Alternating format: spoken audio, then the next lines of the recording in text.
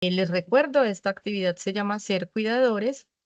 Es una actividad que hacemos en articulación entre la Red Compasiva de la Universidad Pontificia Bolivariana y el Parque Biblioteca Tomás Carrasquilla La Quintana. La idea de esta articulación es que podamos difundir o disponer esta información para la mayor cantidad de personas posibles, para difundir justamente el cuidado como una labor muy importante, pero que requiere también mucha disposición de información, ¿cierto? Que nos implica también la necesidad de juntarnos, de unirnos, de apoyarnos, de construir como una gran red de apoyo para que este ejercicio del cuidado justamente pueda ser mucho más llevadero y menos complejo para quienes lo desempeñamos. Y por eso, digamos que el tema del cuidado hace presencia en las bibliotecas públicas de la ciudad. Eh, Les recuerdo cómo es la dinámica de esta actividad para las personas que de pronto es primera vez que nos acompañan en este espacio. Tenemos 2 actividades al mes. El primer jueves del mes son las actividades virtuales, es decir, nos encontramos por acá por Teams para llevar a cabo esta conversación entre nosotros y pues con personas invitadas expertas en temas puntuales que tenemos cada día.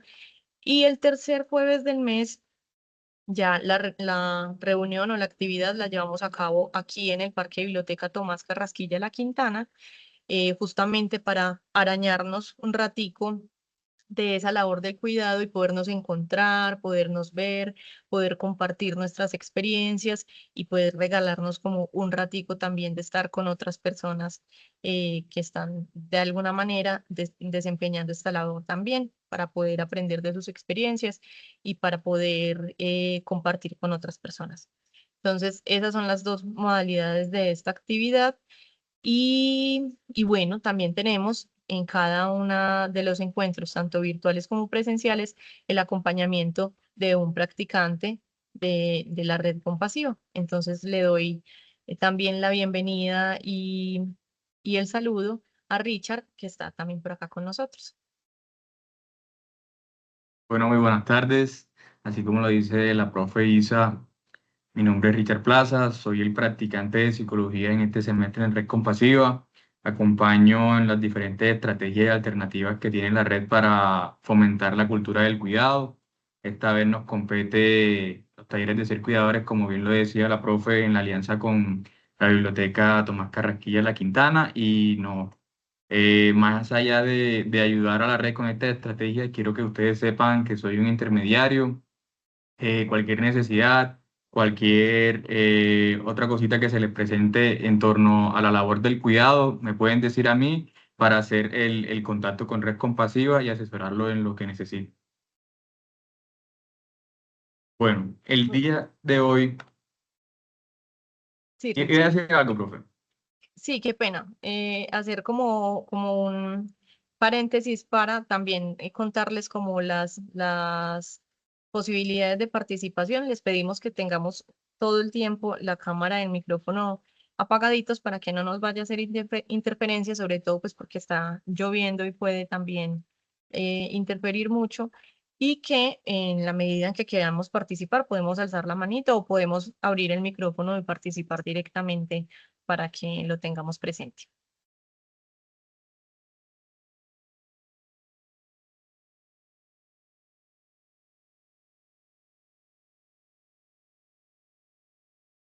Bueno, como bien lo decía la profe, hoy nos compete hablar sobre las enfermedades, conocer las enfermedades y en esta ocasión nos corresponde las demencias. Es por eso que queremos traerle un rompehielo de manera breve, pero que pueda de alguna manera hacer una relación con el tópico del día de hoy. Es entonces por eso que le quiero preguntar, le quiero poner en una situación donde si la memoria fuera un cofre, ¿qué cosas creen que deberíamos guardar para que nos duren para siempre? Yo haciendo esta actividad empecé a recordar muchas veces cuando nos mencionaban que muchas de las enfermedades neurodegenerativas lo que hacen principalmente es afectar la memoria. Y yo a veces me preguntaba que ojalá que existiera una posibilidad de uno elegir un elemento que se pueda quedar con nosotros, aún así la memoria esté fallando. Es por eso que yo me aventuré y puse un primer elemento, una primera cosa que quisiera guardar para que me dure por siempre. Por eso que yo elegí los recuerdos. Quisiera que si algún familiar algún día llegue a alcanzar esta enfermedad neurodegenerativa y sea afectada la memoria, quiero que los recuerdos se queden con ella y sea algo que no me quite la enfermedad. Si alguien más quisiera decir qué otra cosa le gustaría que quede por siempre, aunque la memoria falle, puede alzar la manito y decirme qué.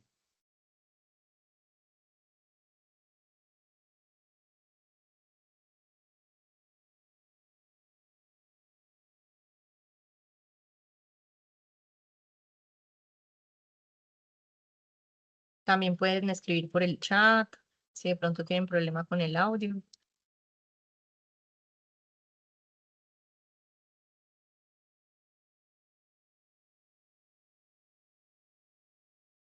Mayerlin Mayerlin, está alzando la manito. sí. Hola, buena tarde. Bueno, yo principalmente en ese cofre metería una lista y fotografías. Una lista donde estén los nombres de mi familia, porque eso sería algo que yo no quisiera olvidar nunca. ¿Cómo se llama cada uno de ellos?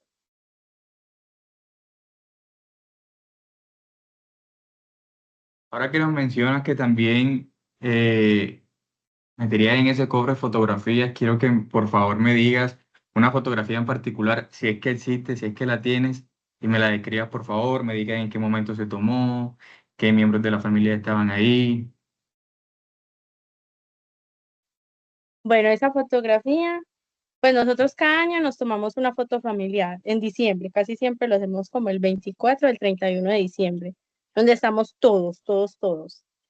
No falta ninguno. O hay veces sí falta uno, pero entonces sabemos que no que falta porque no pudo presentarse ese día, pero casi siempre estamos en una foto todos familiar. Y en esa foto está mi mamá, mi papá, mi hermana, mi hermano, los niños que mi mamá cuida del ICBF, mi abuela, mi tía, mi tío y yo. Listo, Mayerly, muchas gracias. Profe, no sé si quiera participar de pronto. ¿Qué me puede decir usted acerca de este caso hipotético? Ay, estaba justamente pensando, yo creo que pondría canciones como que me recuerden ciertos momentos o a ciertas personas. Si pudiera elegir una canción en particular, quiero que me la describa, me diga el género, qué le transmite, a Por, e- qué por elemento le recuerda. ejemplo, a mi mamá le gusta mucho Silvio Rodríguez y tuvimos, pues como que eso ha sido muy particular porque en la infancia a mí me daba mucha pereza cuando ella ponía esas canciones, pues como de nueva trova cubana y yo, ay, qué pereza eso. Y ahora disfruto mucho escuchar esa música con mi mamá. Entonces ahí pondría música de Silvio Rodríguez para acordarme de mi mamá siempre. Listo, profe, muchísimas gracias. Sandra Milena, cuéntanos. Hola, buenas tardes. Bueno, en ese cofrecito yo pediría, escribiría que no se me olvidara el hoy, dónde estoy parada, qué quiero comer hoy, qué me gusta a mí, porque he tenido la experiencia de trabajar con personas con demencia y la verdad es triste yo darle algo sin saber si a ella le gusta, si no le gusta.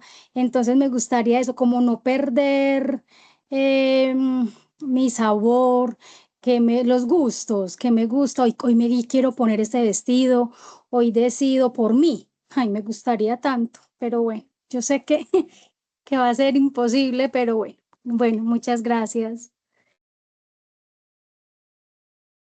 Muchas gracias, Sandra Milena. Que alguien más se quiere animar a hablar, es bienvenido. Lo que sí es importante resaltar que hoy vamos a hablar de demencia, pero sobre todo vamos a hablar de cómo cuidar cuando la mente cambia. Muy importante sin que la dignidad se pierda. Muchas de las personas creen que, bueno, doña Gladys dice mis logros, muy importante. Sabemos que muchas de las personas no conciben muy bien este tema de la demencia. Recordemos que simplemente el sujeto afectado, la persona afectada, de alguna manera utiliza las estrategias que quedan a través de esta enfermedad para, digámoslo así, habitar una segunda vida, habitar un segundo mundo que a su manera, con sus estrategias y técnicas de la, por así decirlo, de sus neurocapacidades puede lograr. Entonces, hoy tenemos al doctor Jonathan Ruiz del Grupo de Neurociencias de la Universidad de Antioquia, que es el invitado especial que nos va a hablar hoy acerca de esta enfermedad, específicamente la demencia. Doctor, ¿está por acá? Hola, sí, buenas tardes. ¿Me escuchan? Hola, ¿me escuchan? ¿O no? Yo veo que él desactivó como el micrófono, pero no le escuchamos, doctor.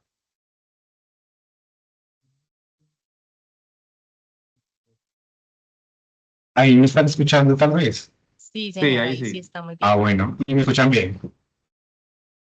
Sí, perfecto. Sí. Listo, ¿cómo han estado?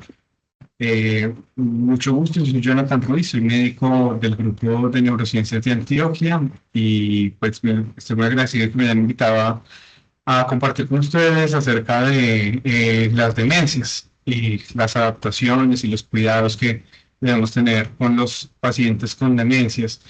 El lugar en el que yo trabajo es un grupo de investigación asociado a la Facultad de Medicina de la Universidad de Antioquia que lleva 40 años estudiando muchos casos de demencia, muchos por enfermedad de Alzheimer, pero en los últimos años pues se ha abierto el campo a otros tipos de enfermedades neurodegenerativas y de toda esa experiencia pues se han aprendido unas lecciones muy interesantes, no solo en el campo científico, sino también de la mano de los cuidadores, que son quienes en primera medida hacen frente a la enfermedad, hacen frente a los síntomas, hacen frente a las complicaciones y su experiencia, porque muchas de estas enfermedades en algunos casos suelen tener una trayectoria que hace que sea muy larga, pues su experiencia nos aporta mucho poder entender cómo acompañar en este tipo de enfermedades. Listo. Entonces, bueno, ya que está la presentación, no sé, la veo no como completa, sino como se ve como la pantalla de PowerPoint.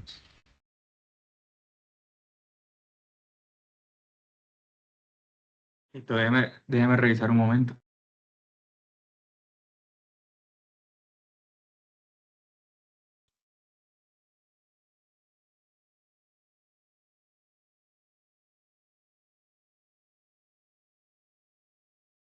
Listo, ahora sí la estoy viendo. Entonces, por favor, pasemos a la siguiente diapositiva. Entonces, me gustaría iniciar la sesión con una actividad de socialización de experiencias, preguntándoles estos cuestionamientos acerca del acompañamiento en la demencia. Les propongo las siguientes preguntas. La primera dice, ¿cómo ha sido mi experiencia acompañando a personas con trastorno neurocognitivo mayor, entre paréntesis demencia, que ya vamos a hablar un poco acerca de eso? La segunda es, ¿me siento capacitado para acompañar a esta población? Y por último, ¿qué retos o dificultades se han presentado a la hora de hacer el acompañamiento? No sé si a alguno le gustaría abrir el micrófono y contarnos un poco acerca de su experiencia.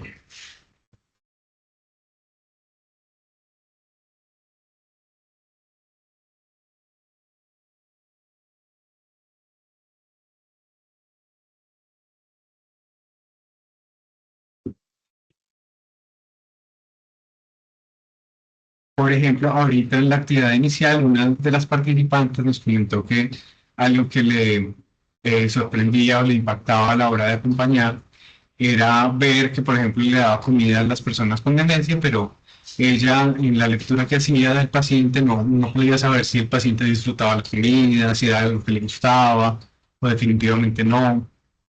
Yo no sé, Sandra Milena, es una mano. Adelante. Buenas tardes. Bueno, ¿cómo ha sido mi experiencia acompañando a personas con trastorno neurocognitivo mayor o demencia? La verdad ha sido difícil. Estuve trabajando en un hogar de 35, todas mujeres, todas con demencia, todas. Muy complejo, demasiado complejo. La estrategia que utilizaba yo era vivir en el mundo de ellas, no sacarlas de su error, porque pues ellas viven en su mundo. Entonces, para mí muy difícil, mucho, demasiadamente difícil porque preparada, como dice aquí la segunda pregunta, ¿me siento capacitada para acompañar a esta población? No, a pesar de la experiencia que he tenido, de los hogares que he estado, no me siento aún capacitada para eso, pero en mi forma personal he sentido que lo he hecho bien, que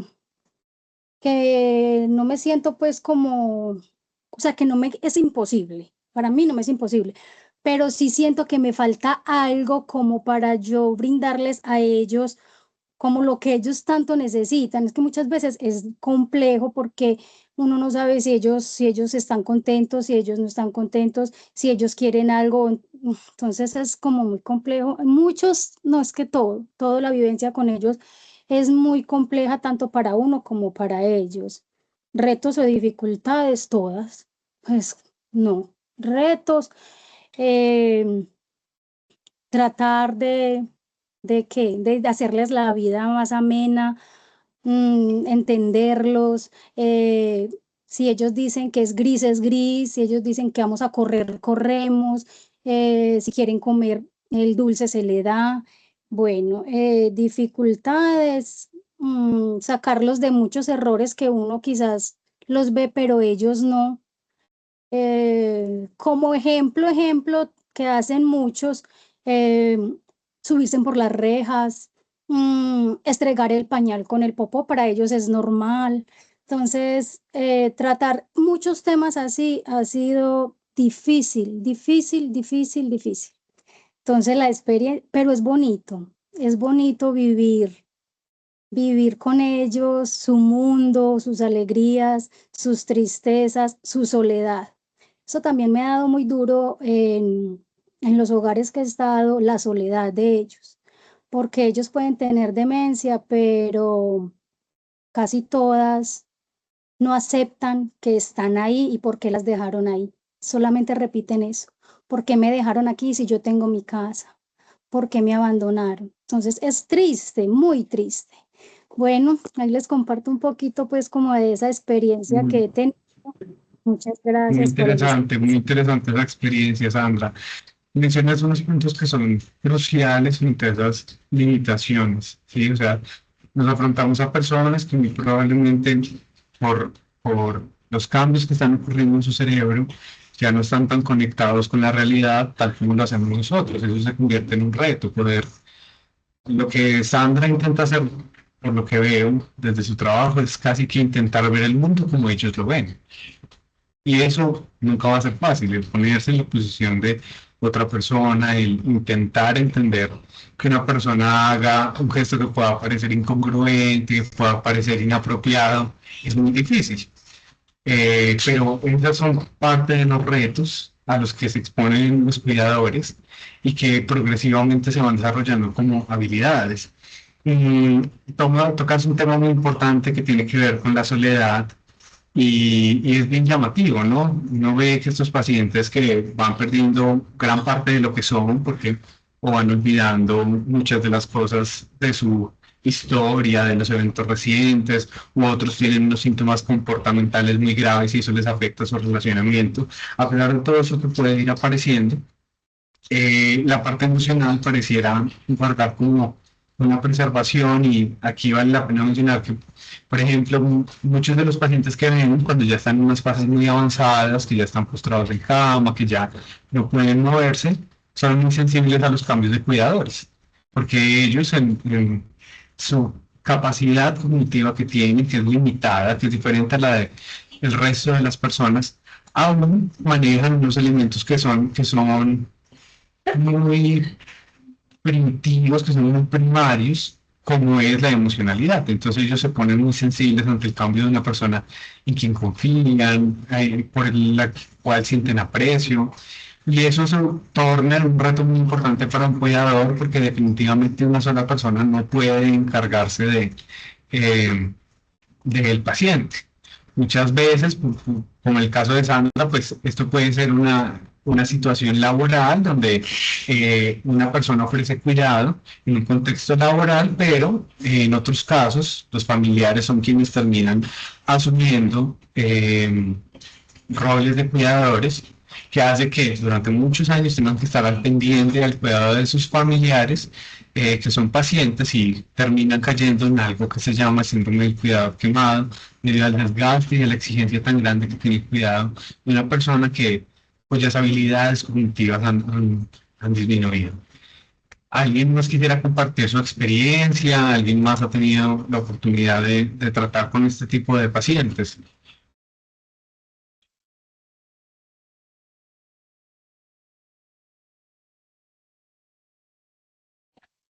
Doctor, yo creo que estamos Sí, tímidos del frío, sí, pero puede en la ser. actividad también encontramos muchas de nuestras participantes y de nuestros participantes que manifiestan como mucha frustración cuando en ese proceso de la enfermedad sus familiares, por ejemplo, les agreden, no son groseros, em, o les acusan de que los están teniendo encerrados o que los tienen aguantando hambre. Entonces, enfrentarse como a esos cambios de humor también ha sido una de las características que más he evidenciado dentro de la actividad de ser cuidadores y los cuidadores de personas con demencia. Es un reto muy grande, la verdad, muy grande, y es muy común también en los pacientes que cursan con síntomas comportamentales. Los cuidadores siempre dicen, me acuerdo mucho alguna vez que un cuidador, una paciente me decía, es que no entiendo porque pareciera que me odiara a mí, solo a mí. Me trata mal, es grosera conmigo, me golpea, yo intento apoyarlo en tareas como el baño, la alimentación, y se enoja y me golpea. Y se torna un reto muy grande intentar reflejar, explicarles que muchas veces esto no es algo personal, que muchas veces esto no responde a una intencionalidad, que los pacientes simplemente por su compromiso cognitivo responden de manera abrupta, de manera brusca ante situaciones que pueden parecerles riesgosas, como por ejemplo el cambio del cuidador, la salida de un lugar que para ellos era común, cosas como el cambio del lugar de residencia, es un desencadenante muy grande para todos estos síntomas, y se vuelve un reto muy grande intentar explicarles a las personas eso, porque claro, hay un componente emocional, son sus familiares, son personas que quieren, personas con las que han convivido toda la vida, que tenían un relacionamiento diferente, y se vuelve un reto. Pero todo esto, si lo ven, se resume en unas necesidades y unas capacidades diferenciales que nos obligan a quienes ejercen el rol de cuidador y quienes ejercemos el rol de acompañantes a ver a los pacientes con trastorno neurocognitivo desde otra perspectiva, no desde una perspectiva en la cual puede haber intencionalidad sobre sus acciones, puede haber o se puede recaer sobre la culpa, sino sobre personas que están respondiendo por su compromiso cognitivo de forma abrupta a estímulos que les pueden parecer peligrosos. Si es una respuesta primaria, es una respuesta mm, básica que ellos tienen con base al contexto que enfrentan. Pero sí, muy, muy interesante. Entonces, si quieren, pasemos la diapositiva.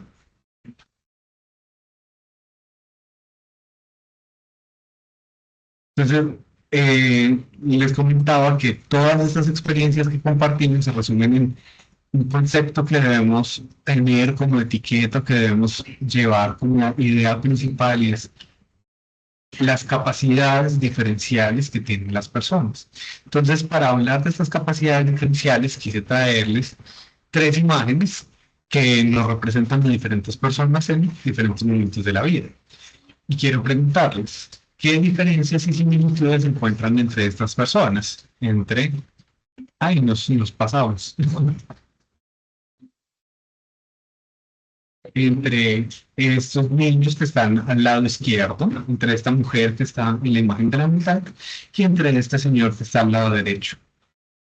Que, ¿cómo creen que se diferencian ellos? ¿Será que ellos tienen la misma expectativa frente a la vida? ¿Será que tienen la misma energía? ¿Será que tienen la misma capacidad para hacer todo tipo de actividades? ¿Ustedes qué creen? Adelante, Gladys. Yo creo que hay una similitud, es la niñez, pues viéndose desde que la demencia conduce a todos a ser como niños siempre, o sea, a pensar, a actuar, porque uno dice, una persona ya adulta que tiene demencia, pues tiene mucha similitud a las personas, a los niños, actúa como niño. Yo veo esa similitud entre las tres personas que aparecen ahí. Excelente anotación. Y yo lo resumiría más que un niño como una persona que requiere de cuidados. ¿Sí? Por ejemplo, no solo pensemos en las personas con demencia, pensemos en las personas con síndrome de Down también. Un ejemplo alternativo. Las personas con síndrome de Down viven muchos años. Y a pesar de que la gente se refiere a ellos como niños, así tengan 30, 35 años, o lleguen a la media de la expectativa de vida que está en torno a los 50 años, los siguen tratando como niños, pero esto se remite más al hecho de que requieren cuidado, requieren un acompañamiento porque sus capacidades no les permiten ser completamente autónomos. Entonces, eso es una anotación supremamente importante. En estas tres imágenes, casi que las tres personas requieren de acompañamiento. El niño, porque está pequeño, está aprendiendo de la vida. El adulto, porque ya está en una etapa final y ha perdido muchas capacidades. Y en la mitad vemos de pronto una mujer que está más en la mitad de la vida, pero miren que alrededor de ella hay una serie de personas que acompañan. Alguien más que de pronto quiera anotar similitudes o diferencias entre estas tres imágenes.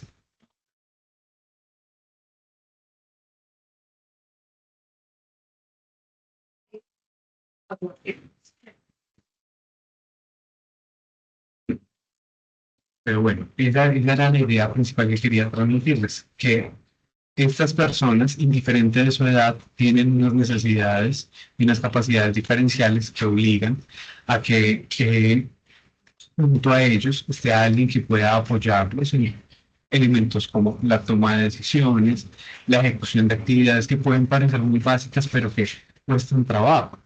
Cuando evaluamos a los pacientes con demencia, algo que nos permite ver que un paciente puede estar haciendo una transición hacia una fase de demencia es ver qué tanto compromiso tiene la pérdida de memoria o todas las quejas relacionadas con el cerebro con dificultades para hacer tareas de la vida diaria. Entonces es muy común ver pacientes que dejan de usar el celular, pacientes que toda su vida cocinaron muy bien, su familia reconocen que hacían muy bien esa tarea, pero de un momento a otro muy progresivamente empiezan a perder la habilidad y cambia la sazón y dejan de tomar la comida y ya es riesgoso exponerlos a la tarea porque pueden dejar el fogón prendido y se puede incendiar la casa.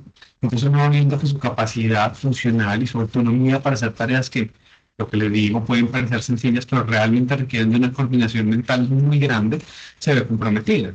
Si uno piensa, por ejemplo, en una tarea básica, como hacer una llamada telefónica, hacer una llamada telefónica puede parecer una tarea básica en tanto que todos diariamente lo hacemos. Cogemos el teléfono, buscamos el contacto, llamamos, contestamos y lo hacemos efectivamente. Pero miren que detrás de eso hay una secuencia de pasos que si una persona no tiene todas sus funciones mentales en un estado adecuado para hacerlo, pues no va a cumplirlo.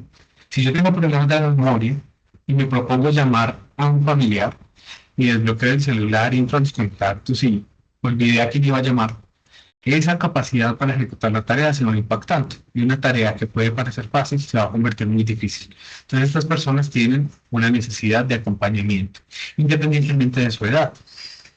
La imagen que traigo en la mitad muestra una mujer que pareciera estar en torno a los 40, a los 50 años, y me parece muy pertinente porque en el grupo de neurociencias nosotros hemos estudiado grupos familiares que tienen mutaciones relacionadas con formas de Alzheimer de inicio muy temprano. Entonces, tenemos muchos pacientes cuya enfermedad empieza en torno a los 40, 45 años. Esto no es lo más habitual, no es lo más común. La mayoría de casos suelen ser muy tardíos, pero a veces el acompañamiento se hace un poco difícil porque suelen ver a estos pacientes muy jóvenes y no creen, o la gente los ve en la calle y no cree que realmente están comprometidos y que tienen dificultad para hacer tareas de la vida diaria, pero realmente en su cerebro están ocurriendo unos procesos que hacen que ellos no tengan esa capacidad y esa autonomía. Entonces, otra idea central que quiero dejar es que independientemente de la edad, puede haber personas que requieran de un acompañamiento, requieran de la presencia de alguien más que los apoyen en tareas de la vida diaria y en la toma de decisiones. Pasemos a la siguiente diapositiva. Entonces, ya para entrarnos con materia en cuanto a las enfermedades neurodegenerativas, me gustaría preguntarles, ¿qué conocen ustedes o qué definición tienen acerca de lo que son las demencias? ¿Qué enfermedades neurodegenerativas conocen? Y si todas las enfermedades neurodegenerativas causan demencia. Pueden hablar con total confianza, ninguna respuesta está mal, así que anímense a participar, que la idea es que esto sea muy conversado y podamos resolver la mayor cantidad de dudas, de prejuicios, de ideas de pronto equivocadas que hayan. Entonces, este es un espacio muy abierto.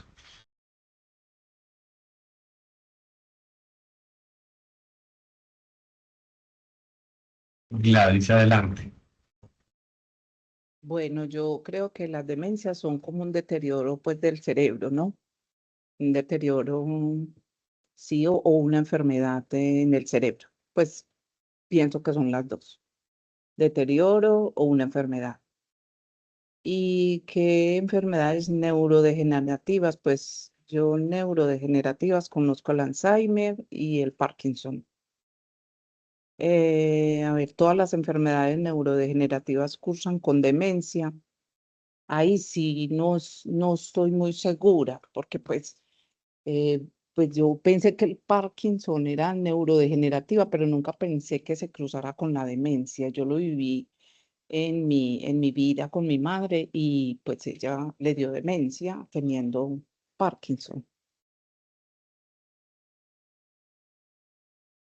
Muy interesante esa anotación. Y bueno, aparte del caso de tu mamá, ¿has visto a algunos otros pacientes con Parkinson que tengan demencia? ¿O qué opinan los otros? ¿Será que Parkinson habitualmente tiene demencia?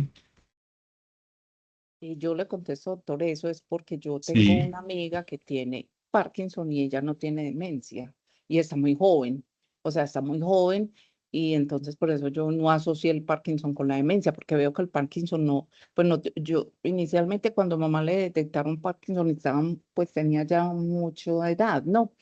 Y Ujú. después empecé a conocer en todo este proceso de formación que yo fui teniendo para poderla cuidar, que había personas con Parkinson muy jóvenes, pero no tenían demencia. O sea, no tienen demencia, tienen Parkinson. Pero entonces ahí es donde no sé si es que esa enfermedad neurodegenerativa, que es el Parkinson, también conduce a la demencia.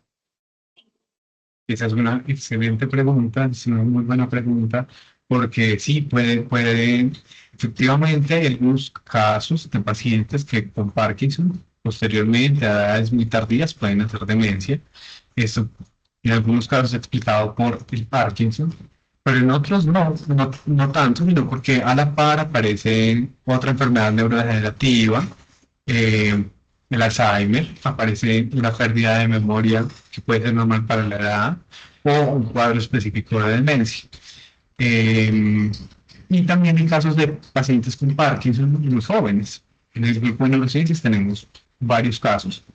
Y habitualmente, pues, en sus etapas jóvenes, pues no suelen tener demencia. Y hablando de eso, me parece muy interesante poderles hacer la pregunta de ¿cuál es la diferencia entre la enfermedad de Parkinson y la demencia senil?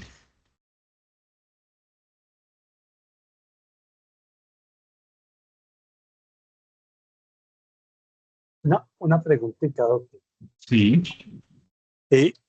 Ese tipo de el Parkinson, por ejemplo, ¿es un tema genético o no? listo. Casi que muchas de las enfermedades neurodegenerativas tienen formas genéticas y formas esporádicas.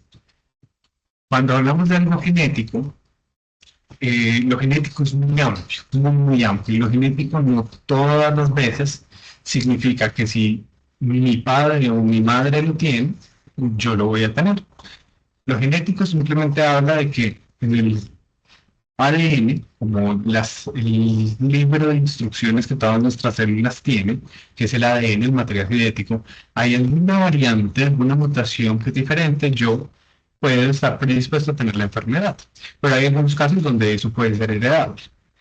Lo esporádico significa que o simplemente hoy la ciencia no ha sido capaz de describir una variante en específica, o también es esporádico en tanto que muchos factores lo causan.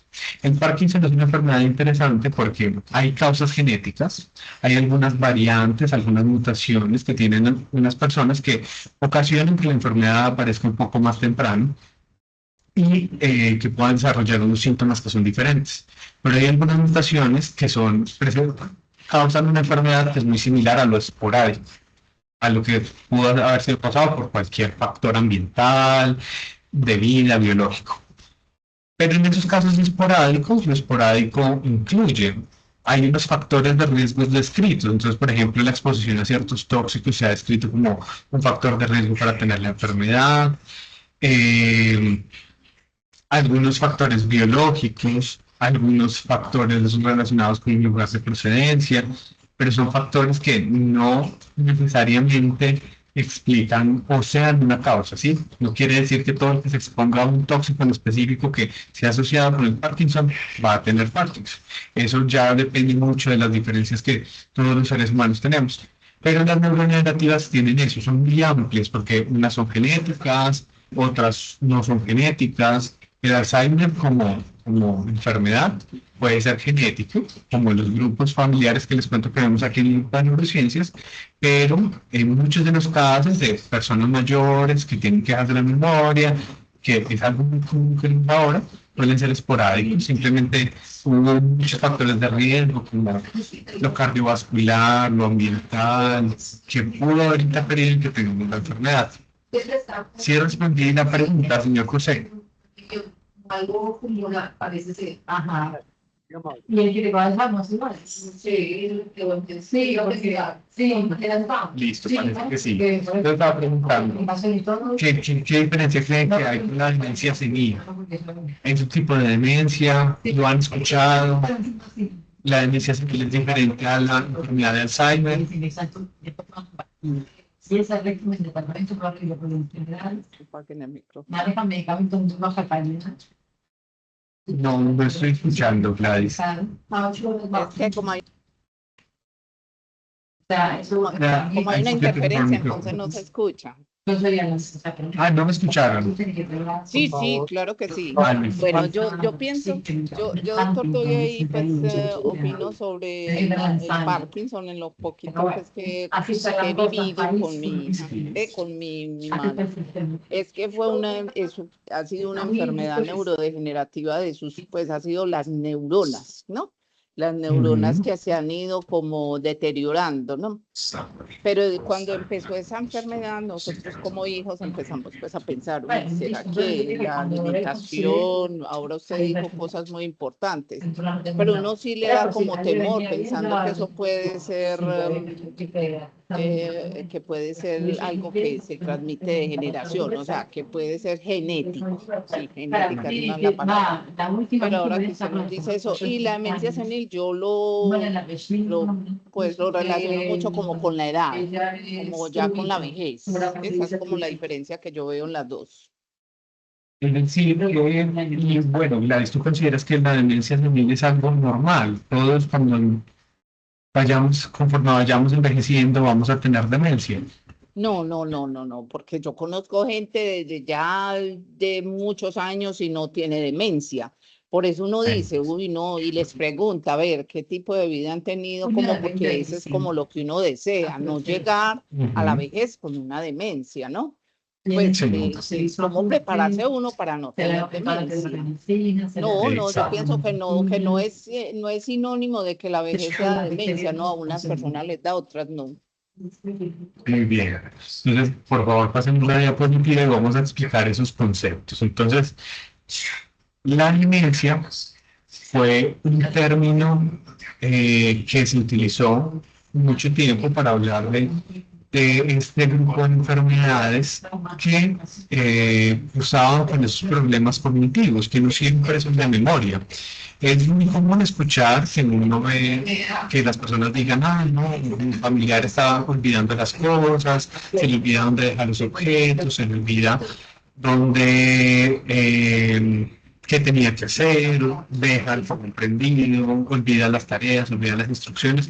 Eso es muy común, la gente lo repite con mucha frecuencia, pero no todas las demencias comprometen la memoria. Hay algunas demencias que pueden comprometer la capacidad de expresarnos, hay otras que impactan más lo que tiene que ver con el comportamiento, hay otras que impactan funciones relacionadas con lo visoespacial, con la habilidad que todos tenemos para delimitar el espacio, saber qué tan lejos están las cosas, hacer movimientos precisos como poder tomar una taza de café y llevarla a la boca. Esas son habilidades del cerebro que nos permiten hacer efectivamente las tareas. Pero ¿por qué es tan frecuente escuchar que las personas asocian la demencia con la pérdida de memoria? Porque la causa más frecuente de la demencia es la enfermedad de Alzheimer.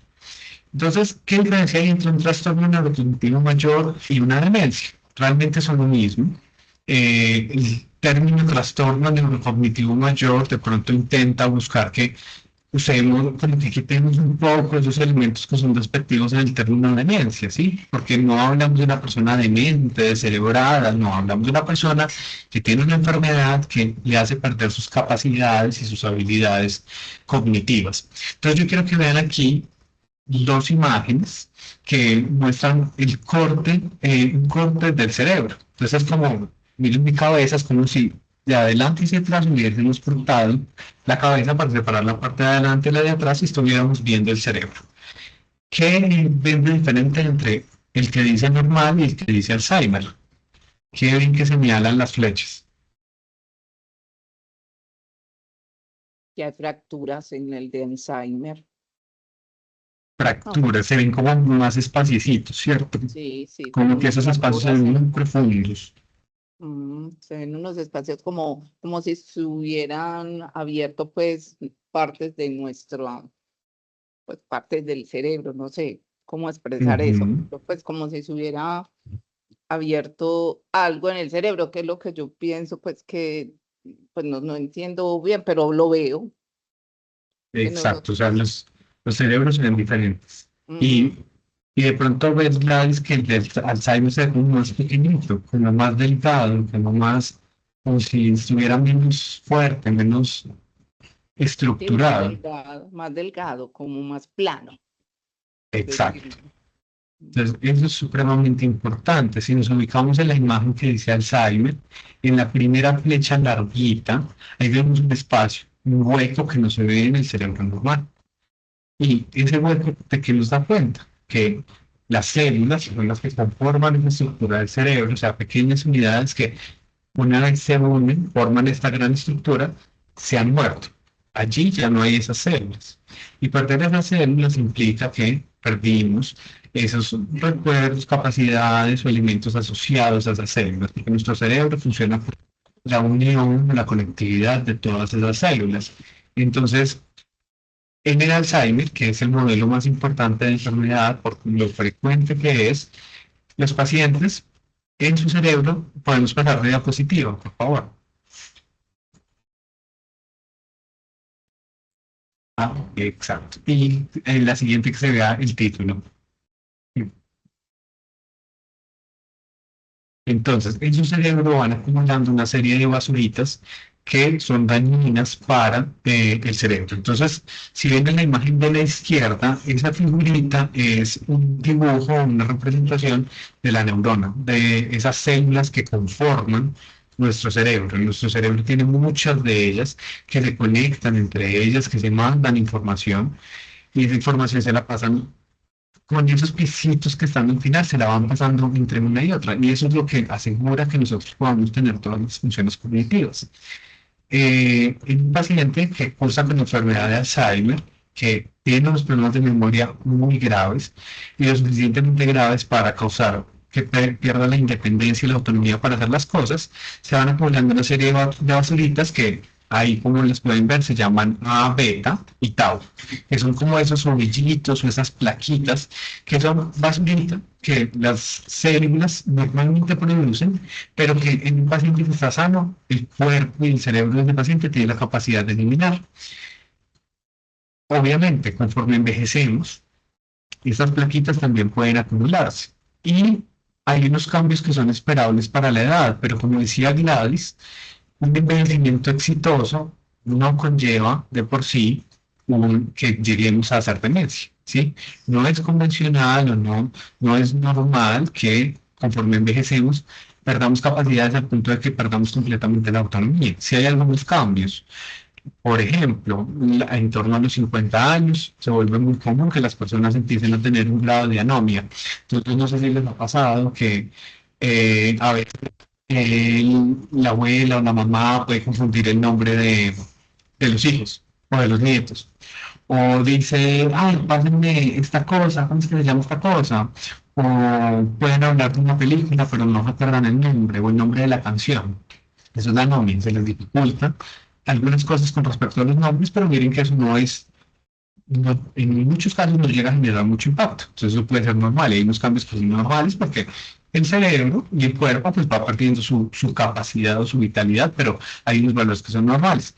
Pero en el paciente que tiene Alzheimer, entonces las basuritas se acumulan, empiezan a dañar las células y ocurre lo que vemos en la imagen de la derecha.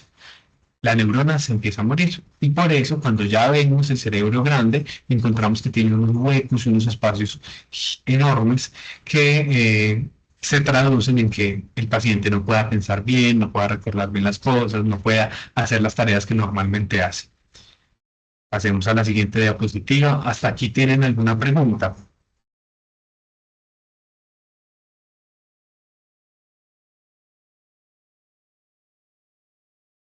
Yo tengo una No, doctor. pregunta.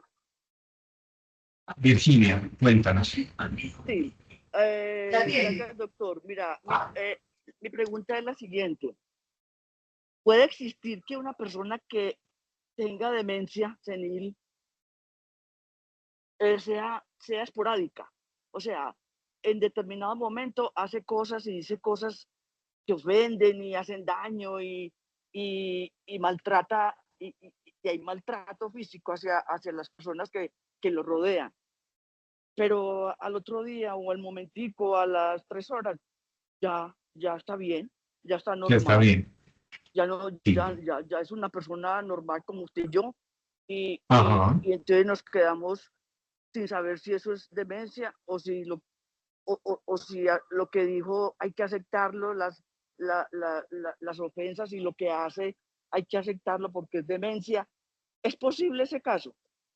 Listo, entonces eso lo vamos a hablar más adelante, pero como adelanto, los pacientes con demencia, por ejemplo, lo que hablamos de la demencia senil, de muchos casos terminan no siendo demencia senil, sino casos de Alzheimer que pueden ser frecuentes, pueden aparecer y no necesariamente quiere decir que los hijos de esa persona van a tener Alzheimer, pero en ese modelo de enfermedades, en ese tipo de enfermedades, pueden aparecer una serie de síntomas que son comportamentales.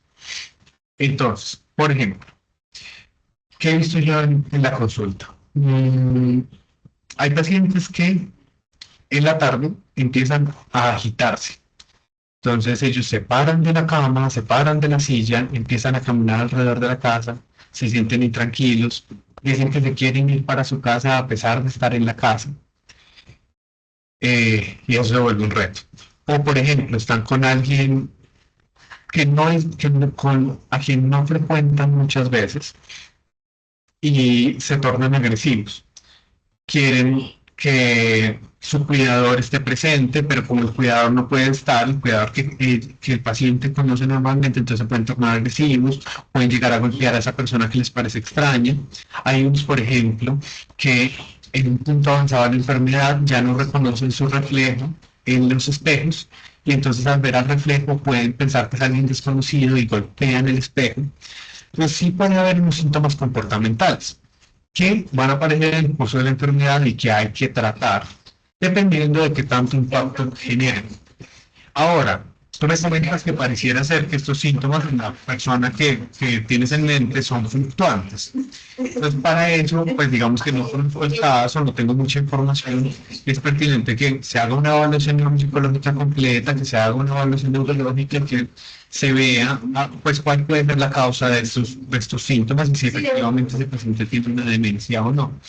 Eso a veces se vuelve un reto porque muchas veces la gente como que normaliza algunas cosas. Se le olvidó, se olvida mucho que tiene la comida en la estufa y siempre la comida se le quema. Y entonces a veces la gente piensa que eso es normal, que es por la edad, que eso no tiene implicaciones y de pronto eso retrasa el diagnóstico. Entonces en el caso que tú me comentas, yo recomendaría, me parece importante, primero pues asistir a una consulta por un médico, evaluar si esto es una demencia o no y ver qué tanto riesgo genera representar tanto para el paciente como para quienes están a su alrededor ese tipo de comportamientos. El hecho de que sea grosero, que golpea a las personas, porque si es algo con mucho impacto que pone en peligro la vida del paciente y de quienes cuidan de él, hay que buscar formas de controlar esos síntomas que muchas veces van asociadas a el uso de algunos medicamentos, pero también a veces hay que pensar en cosas que puedan desencadenar esos síntomas. Entonces, hay pacientes que, por ejemplo, lo que les decía, se agitan cuando no tienen a su cuidador cerca, se agitan cuando el entorno no es conocido, o algunos tienen enfermedades, tienen alguna infección urinaria, tienen alguna infección del intestino, y como ya están tan enfermos y no pueden expresar sus síntomas, expresar que se sienten mal, entonces eso se pasa por alto, pero eso también los puede agitar. Entonces, puntualmente para el caso que me comentas, Virginia, lo mejor es como consultar y discriminar y ver si esos síntomas del comportamiento son por una demencia o describir por qué pueden ser. O por grosería natural. Sí, exacto. Eso toca discriminarlo y ver y ya a partir de ahí determinar, sí. Si es el caso de que es por la personalidad, si es por la personalidad que ellos tienen, pues ya hay que buscar el apoyo de otros especialistas, del psicólogo, que muchas veces nos ayudan a entender y a manejar ese tipo de cosas. No justificarle la actitud, de todas maneras. Doctor, muchas gracias por la pregunta, por la respuesta. Gladys alzó la mano. Doctor, le voy a hacer una pregunta. Ahora usted habló de algo importante que es la anomia. Pues porque creo que eso es algo que ya después, pongamos, de los 60, 50 y tantos, empieza a sucedernos a algunas personas, ¿no? Sí. Se puede considerar que deberíamos de consultar cuando esto es ya muy persistente, porque pues sí, eso hay veces es como que persiste en que uno va a contar un determinado suceso y se le olvida totalmente cómo se refiere a ese suceso. Pues no es capaz de decirlo. Así ahora que usted dice que no sabía que el concepto se llama así, uno debe consultar cuando esto se vuelve muy persistente. Sí, lo ideal es si esto se vuelve muy frecuente y esto ya genera mucho impacto o es progresivo, hay que consultar. Lo que les decía, puede ser normal que con el envejecimiento puedan aparecer esos detalles. Lo que nunca va a ser normal es que eso progrese o que eso empeore en el tiempo o llegue a impactar a la persona, ¿sí? Ah, no, es que era una persona que siempre hablaba mucho y ya está súper aislada porque cuando expresa las ideas ya no puede, ya no es capaz. Eso debe alertarlos. Ah, no, es que ayer hablaba muy bien y hoy está hablando mal. Eso también debe alertarlos porque esos cambios que son agudos, que son rápidos, que son de un momento para otro, pues ya no nos hacen pensar tanto en este grupo de lo que son las demencias, sino en cosas graves que probablemente requieren que se manejen de inmediato en los servicios de urgencias. Pero casi que para, no solo para la novia, para las quejas de memoria también. Si eso es algo persistente, progresivo, si es algo que está limitando que la persona haga lo que normalmente hacía, hay que buscar ayuda, hay que buscar consultar al médico. Si, no, es que cambió completamente de personalidad, ya trata mal a todas las personas, pero él no era así, o ella no era así, ahora está haciendo cosas desinhibidas, inapropiadas, hay que consultar. Entonces hay que evitar de pronto pasar por alto ese tipo de síntomas. Muchas gracias, doctor. Lo que pasa es que a veces esa falta de memoria se van volviendo socialmente, las asociamos con la edad y no les prestamos atención porque pensamos que no, es que ya tenemos determinada edad y no va a suceder. Pero yo pienso que eso es como eso se va volviendo, se va creciendo. Uno olvida una cosita, pero después va olvidando más cosas, más extensas. Exacto. Obviamente, lo que les digo, hay pérdidas normales, hay pérdidas que se clasifican normales, pero uno, ese tipo de pérdidas debería estudiarlas y uno las estudia muy bien en una evaluación médica, en una evaluación con un neuropsicólogo también, que son profesionales que aplican unas pruebas para ver qué está pasando efectivamente y lo más importante, que muchas veces este tipo de síntomas se pueden intervenir, ¿sí? Se pueden manejar, se pueden hacer estrategias cognitivas que nos ayuden a mejorar el rendimiento. Listo, perfecto, Gladys. Entonces, retomando un poco lo que tiene que ver con la enfermedad de Alzheimer, hay unos signos que deben alertarnos acerca de un paciente que pueda estar cursando y en quien debemos sospecharlo.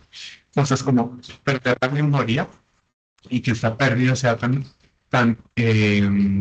significativa al punto que le impida hacer lo que normalmente hacía. ¿Qué relatos ven uno como en la consulta? Ah, no, es que ella hasta el año pasado iba a su cita sola, asistía a sus consultas, salía con las amigas, los amigos, y ya este año no lo hace casi. De hecho, pierde las citas, se le olvida que tiene un compromiso, ya no está rindiendo como antes y ha dejado de hacer esas actividades. Entonces, miren que ahí la pérdida de memoria fue importante al punto que está limitándolo a hacer lo que normalmente se hace. La dificultad para realizar tareas familiares, lo que les decía ahorita. Uno siempre evalúa la funcionalidad desde el lugar en el que está cada persona. Yo tengo estudiantes, yo tengo compañeros y siempre hablamos de lo siguiente. Por ejemplo, si yo me enfrento a un paciente que toda la vida ha vivido en el campo, ha vivido en una finca donde no ha requerido de usar transporte público, no ha requerido de usar cajero electrónico, no ha requerido de hacer transacciones grandes, pues yo no puedo, bajo esa vara, medir la capacidad de ese paciente. Ese paciente tengo que buscar qué actividades hacía previamente bien y cómo se ha impactado por los problemas de memoria o los problemas cognitivos en general. Entonces es muy común, por ejemplo, con el caso de pacientes del campo, amas de casas que los cuidadores requieran. No, es que antes cocinaba bien, pero ya lo hace muy mal. Ya ahora le echa sal al café, por ejemplo. Se le quema la comida. O, a veces no está lavando bien la ropa. O sea, hay que ponerlo todo a la luz de lo que un paciente haga. Problemas del lenguaje, la desorientación en el tiempo y el espacio, que uno puede a veces no saber cuál es la fecha, pero uno mínimamente está como orientado, sabe más o menos qué año es, sabe más o menos qué mes es. Ah, no, yo sé que el 8 de marzo es el Día de la Mujer, entonces yo creo que estamos por más o menos tal día. Pero cuando la persona presenta una desorientación que es muy evidente, al punto que no saben qué día es, que no saben qué año es, qué mes es, eso debe alertar.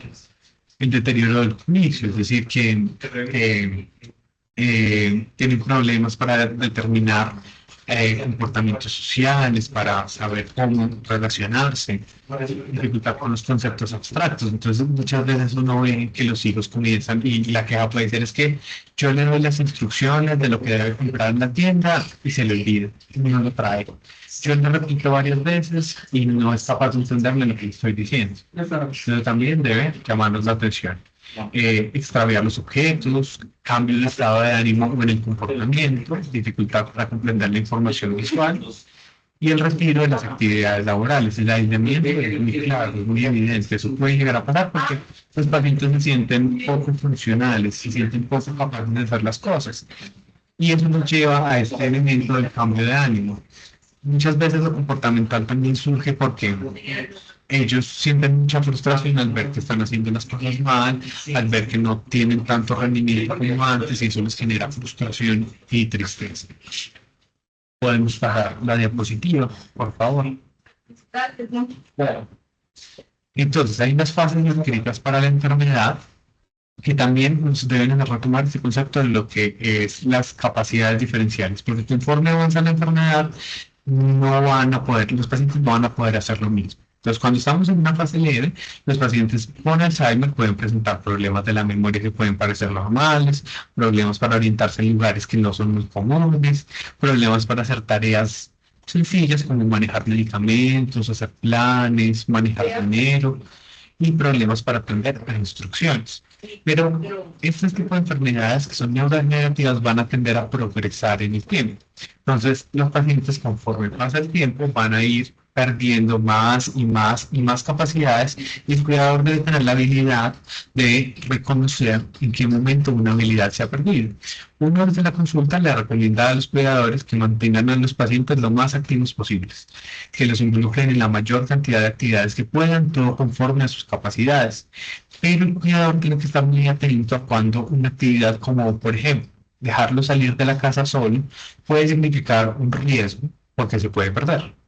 Entonces, el cuidador tiene que estar muy atento porque tiene que reconocer el momento en que la desorientación es tan fuerte que ya dejar salir solo al paciente es un riesgo y plantear estrategias desde allí como ya no dejarlo salir solo, pero montar o estructurar una rutina donde salgan de la casa y lo hagan y el paciente lo haga acompañado de su cuidador. Podemos pasar de diapositiva. Ya posteriormente en la fase moderada empieza a haber muchos más problemas. Y las escalas que nosotros usamos para determinar en qué momento un paciente llega a una fase moderada, un elemento importante es que el paciente con enfermedad de Alzheimer empieza a repetir la ropa que usaba porque no recuerda que la usó y tiene problemas para elegir su ropa.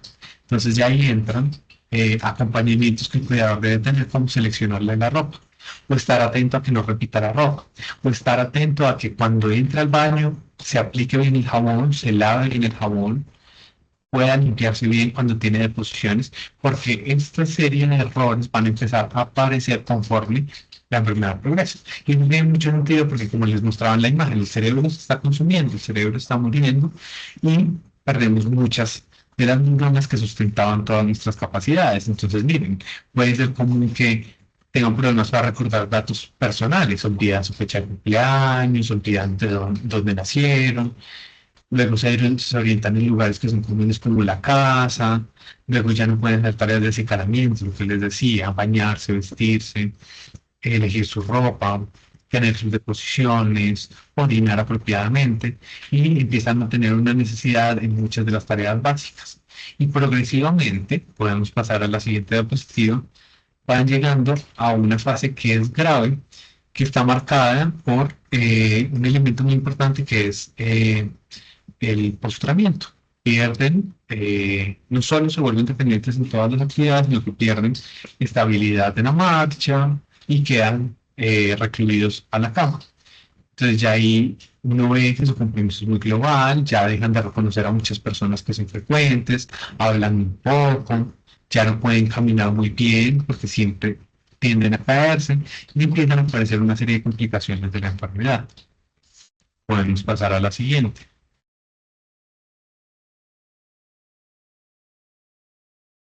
Esto se va comprometiendo conforme empiezan a aparecer más basuritas en el cerebro. Entonces miren que aquí hay una gráfica muy bonita que nos marca las fases de la enfermedad. La primera fase que dice preclínica, que es la fase preclínica, cuando, pues la fase en la que todos estamos cuando estamos cognitivamente bien.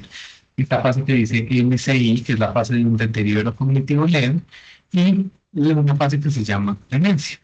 Y conforme vamos progresando en el tiempo, pues todas las basuritas se van acumulando y el compromiso que tiene un paciente pues se va volviendo mucho más avanzado. Podemos pasar a la siguiente.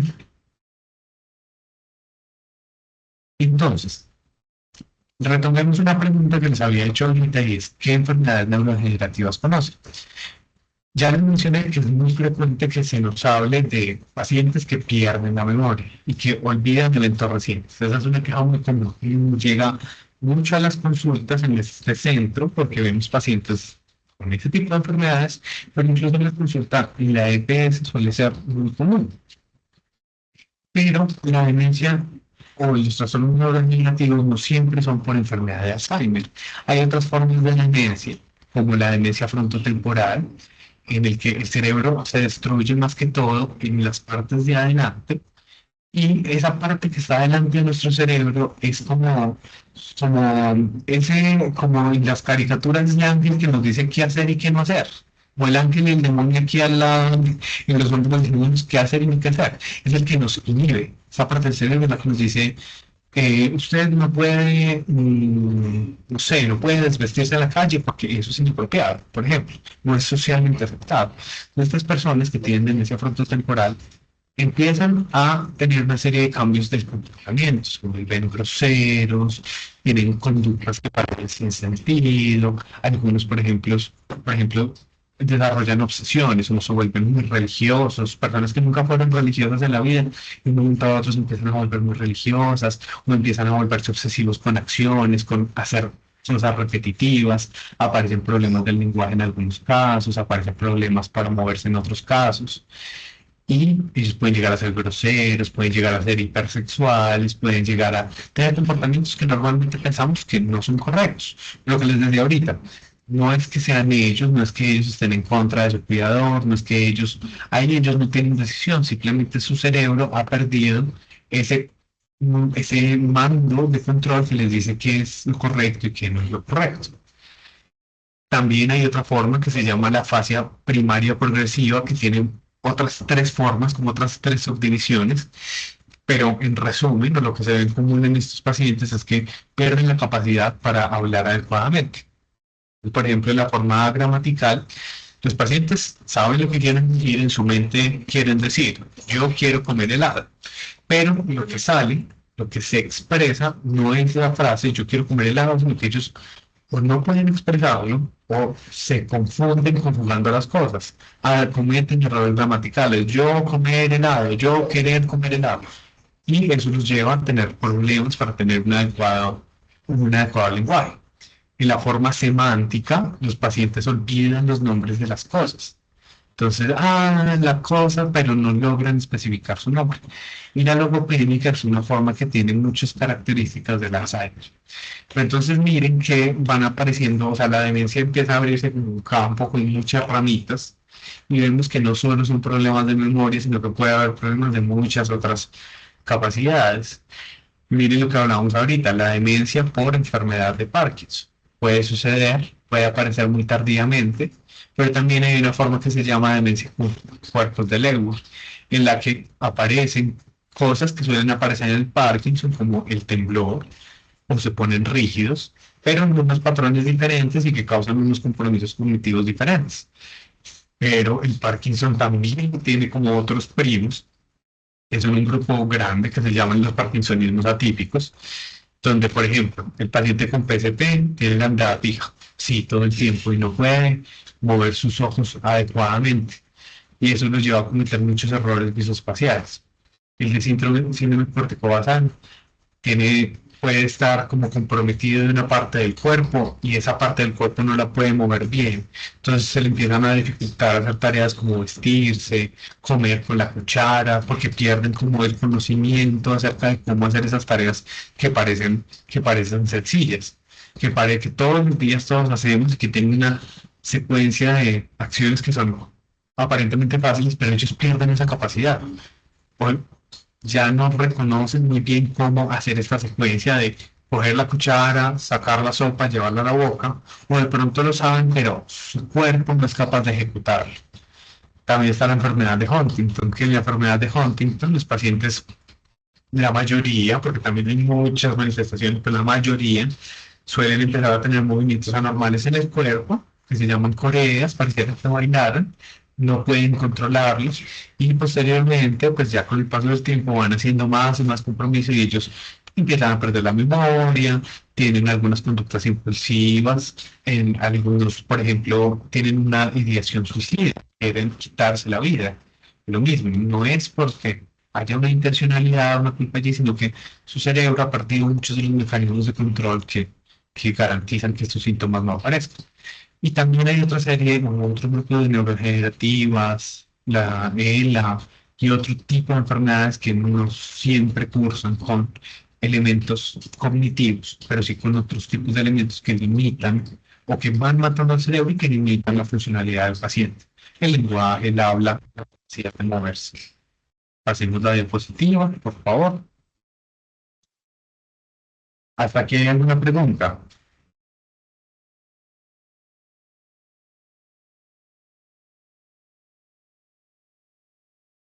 Gladys y Sandra. ¿Quién quiere empezar? Si quieren, aquí según Gladys y ya vamos con Sandra.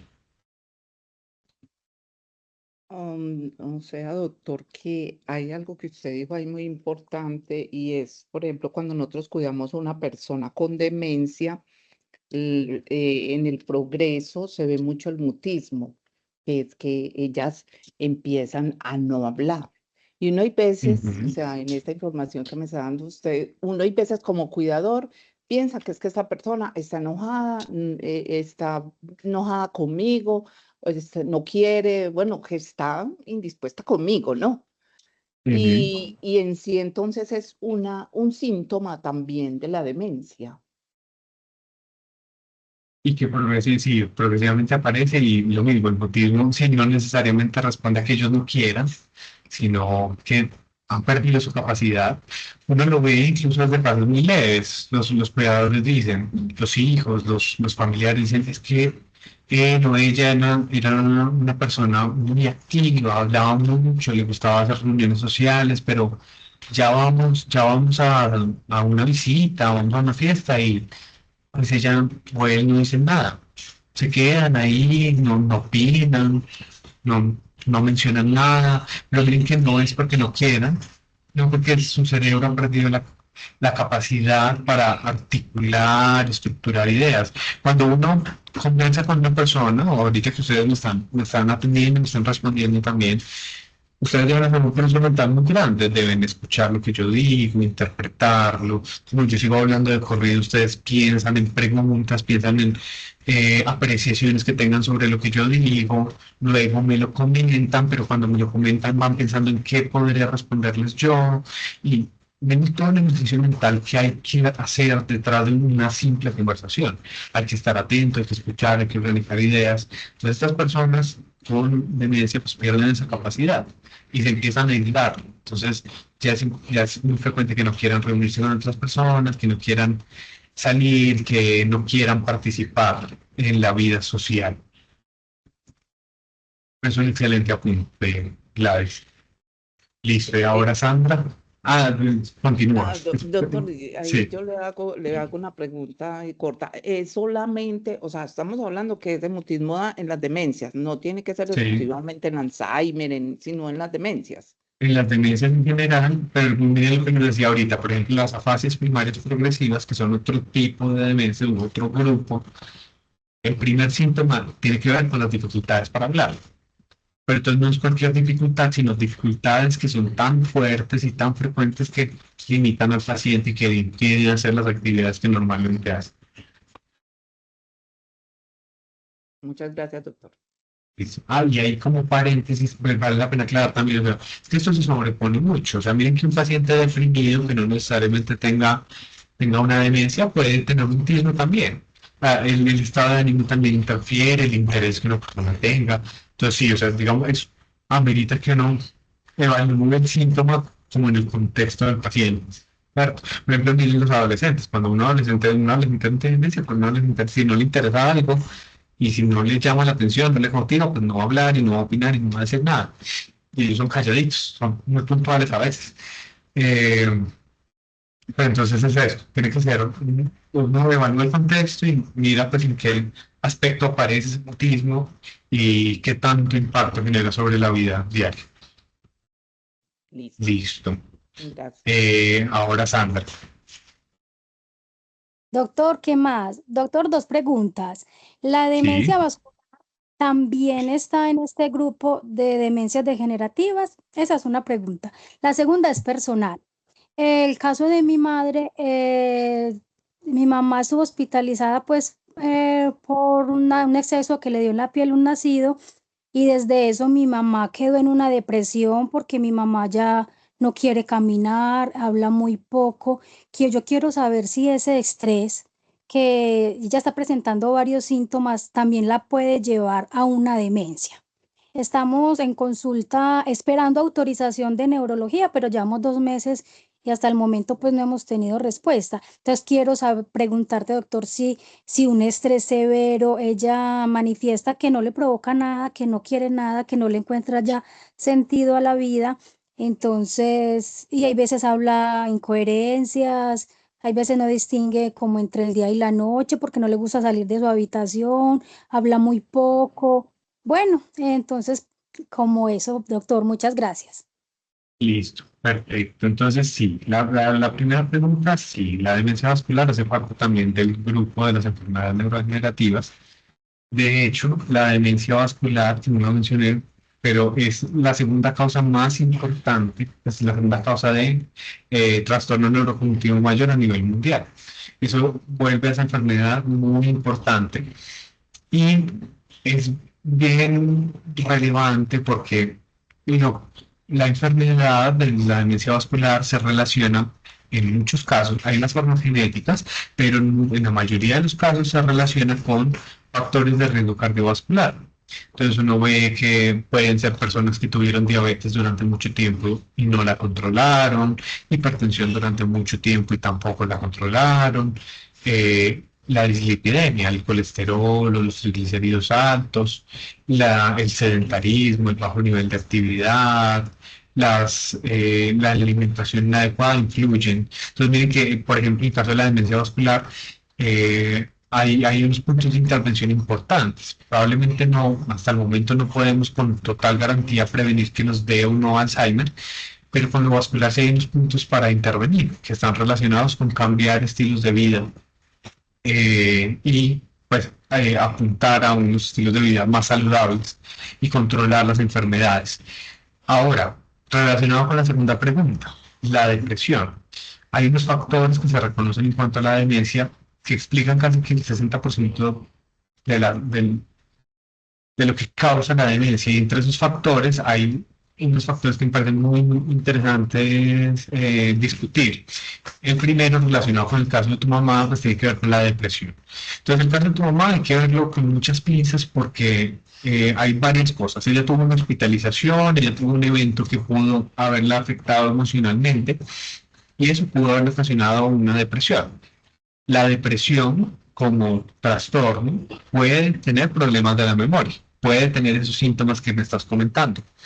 Pero tú me dices que tiene algunos episodios en que se desorienta, en que hace cosas que son extrañas, en que no distingue el día y la noche. Entonces, en las hospitalizaciones puede haber otro cuadro que se llama delirium.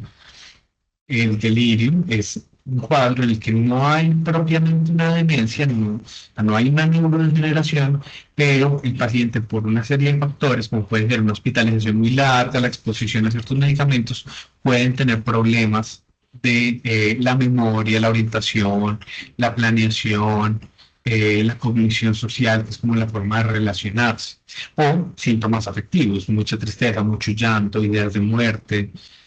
Entonces, en ese caso, por ejemplo, es un caso complejo porque mira que diferentes etiologías, diferentes causas pueden generar síntomas muy parecidos. Entonces, como respuesta inicial, es muy importante que en ella descarten que no sea un delirio, descarten que no sea una depresión, o que posteriormente descarten que esto no sea las primeras manifestaciones de un cuadro demencial. Ya a partir de ahí, de que descarten esos elementos, pueden empezar a trabajar y ver qué medidas y estrategias van a implementar. Lo segundo tiene que ver con la depresión. La depresión, como les decía ahorita, ha sido uno de los factores modificables que se ha reconocido en cuanto al riesgo de tener demencia. En estudios de mucho tiempo, que han durado muchos años y en grandes grupos de personas, se ha visto que la depresión y el aislamiento que conlleva la depresión puede hacer que las personas tengan un menor rendimiento cognitivo y tengan un mayor riesgo para desarrollar demencia. Pero la depresión no es el único factor. Hay otros factores, los estilos de vida, todo lo que tiene que ver con los factores de riesgo, no controlar las enfermedades, el bajo nivel de escolaridad o las actividades de oficios que sean muy mecánicos. Entonces, si una persona se desempeñó a lo largo de la vida tareas que eran muy mecánicas y que no requerían de un ejercicio cognitivo alto, pueden tener un mayor riesgo de tener demencia. Entonces uno siempre motiva a la gente a, cuando hablamos de lo educativo, no es que necesariamente todas las personas tienen que tener un pregrado, tienen que hacer unos posgrados, no. Es más como que tengan retos cognitivos importantes, que sirven mucho que las personas aprendan habilidades nuevas, no sé, recetas de cocina nueva, intenten aprender un nuevo idioma, si les gustan las manualidades, intenten aprender más técnicas, si les gustan los deportes, aprender un nuevo deporte. Que ese tipo de estímulos son muy buenos y muy positivos para mantener algo que se llama la reserva cognitiva, que es como esa capacidad que tiene el cerebro para hacer frente a todo lo que le ocasiona daño. Entonces ese es otro elemento que es muy importante reconocer en cuanto al riesgo de tener una demencia. Hay factores que son de riesgo, hay factores que son protectores y todo lo que tiene que ver con estilos de vida saludable, con la socialización, con mantenerse activo, estimula y puede estar a favor o apoyar en que nuestros riesgos sean menores. Sí respondí tu pregunta, Sandra, tus preguntas. Claro que sí, doctor. Mil gracias. Dios te pague. Perfecto, con mucho gusto. Entonces, ya como cerrando un poco, quería preguntarles, ¿qué cosas les permite a ustedes hacer su cerebro? ¿Qué habilidades les permite hacer su cerebro? ¿Qué habilidades creen ustedes que el cerebro interviene para que las hagan bien? Adelante, Sandra. Doctor, todo. El cerebro nos ordena si podemos caminar, si podemos ir al baño, si podemos hablar. Todo, doctor. Pues para mí el cerebro es todo. Exacto. Si respiramos, si nos movemos. O sea, el cerebro es un órgano tan importante, tan necesario. Entonces yo quería mostrarles la siguiente imagen, la segunda diapositiva, que es una pintura muy bonita que se llama La creación de Adán. Es una pintura de Miguel Ángel, es un fresco que está expuesto en la Capilla Sixtina, que muestra algo muy bello, y es, por al lado izquierdo, pues Adán, al lado derecho, la representación de Dios, todos los ángeles, y alrededor de Dios hay algo que pareciera tener la forma de un cerebro. Entonces, a mí lo que esta pintura me transmite es como esa capacidad cognitiva con la que los seres humanos tenemos, ¿sí? Que es explicada por todas las funciones que nuestro cerebro es capaz de hacer. Lo que decía Sandra, el cerebro no descansa en ningún momento, por el cerebro dormimos, por el cerebro nos levantamos, por el cerebro estudiamos, trabajamos, comemos, vivimos, por el cerebro recordamos aquello que nos hace felices, aquello que nos hace tristes, por el cerebro define lo que somos, define nuestra vida completamente. Sin cerebro no somos nadie. Entonces me parece una pintura muy bonita porque me representa eso, ¿sí? Nosotros como seres humanos tenemos una capacidad cognitiva muy bonita que nos permite o nos da una serie de habilidades y capacidades. Pasemos de diapositiva, por favor. Entonces, miren que aquí traigo la foto de 3 mujeres que han tenido un papel muy relevante en la historia de nosotros como seres humanos y que puedo con total certeza decir que su aporte a la vida o a la historia ha sido por el rendimiento de su cerebro. Marie Curie, una química que fue supremamente importante con el descubrimiento de dos de los químicos que están presentes en la naturaleza. Lady Di por toda su función social, todo el apoyo, toda la contribución que hizo en el reconocimiento de los derechos de las personas, en el reconocimiento y en la representación de las personas que vivían con VIH, toda la motivación y la invitación que hizo a que no hubiera segregación, así que su rol fue supremamente importante en la historia. O Juana Inés de la Cruz, que fue una escritora mexicana muy importante también por toda la contribución, porque su cerebro le permitió escribir obras que muchos años después se siguen leyendo. Miren que el cerebro nos dota de muchas capacidades y que las capacidades son infinitas. Cada uno tiene su capacidad y cada uno explota su capacidad a su manera. Hay personas que cocinan muy bien, hay personas que son muy analíticas, hay personas que son muy empáticas y pueden entender los sentimientos de los otros. Y todo eso nos lo da el cerebro. Pasemos de diapositivo.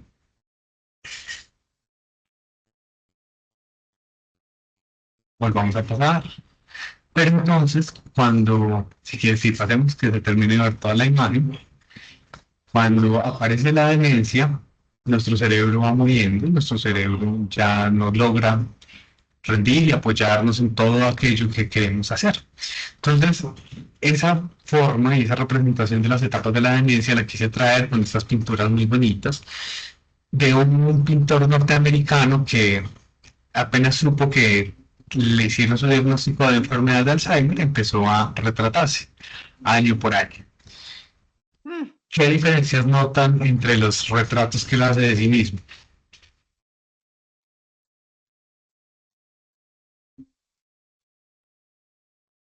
La expresión que tiene en el rostro.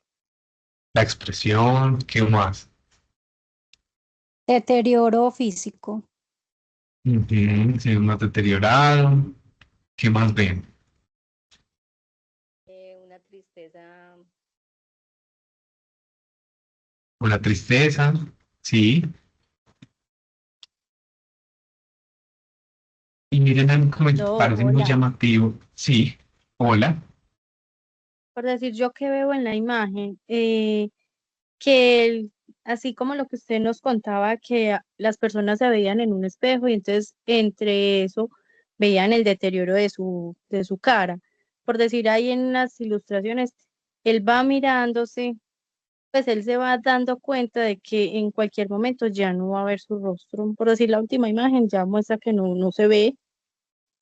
Exacto. Y eso es supremamente llamativo. Muy llamativo porque, o sea, nada más miren en la primera abajo, en la primera imagen de la parte de abajo, miren en dónde pone los ojos. ¿Sí ven? Eso para mí es muy diciente porque explica mucho lo que a los pacientes les pasa.